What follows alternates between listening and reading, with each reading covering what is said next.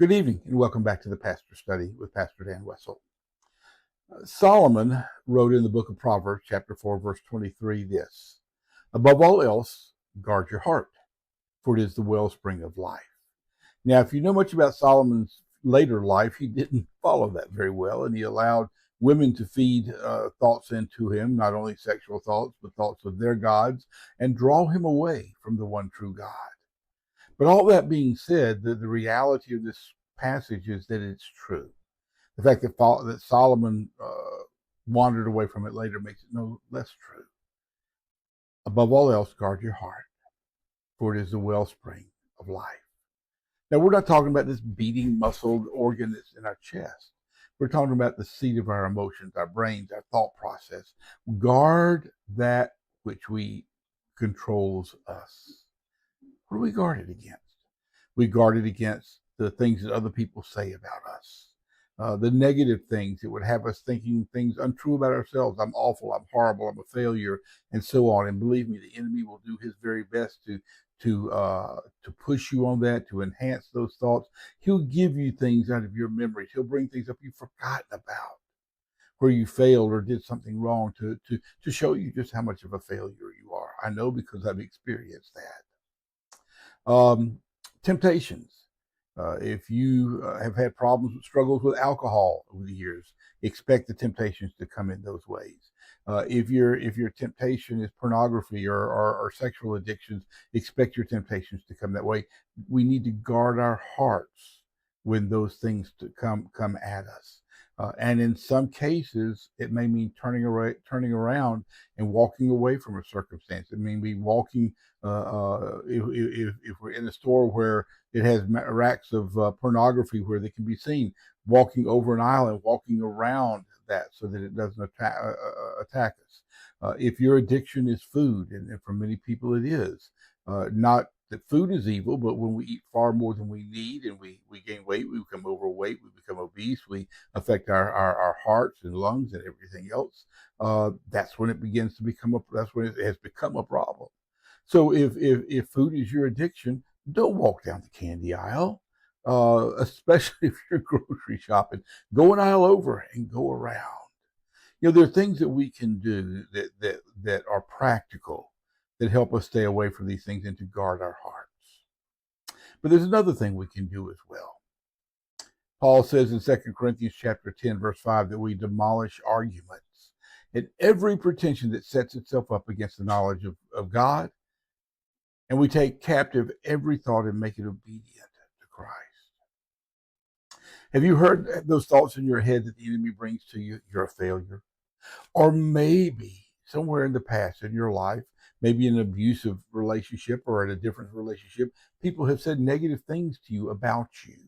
And those thoughts, those negative self-images took root and have grown, and you're struggling with those. Again, at that point, your heart wasn't guarded. Those things got in, so now you're processing them and dealing with them in your mind. Go back before the Lord and ask him how he sees you. How does he see you through his eyes? That's truth, not how other people see us.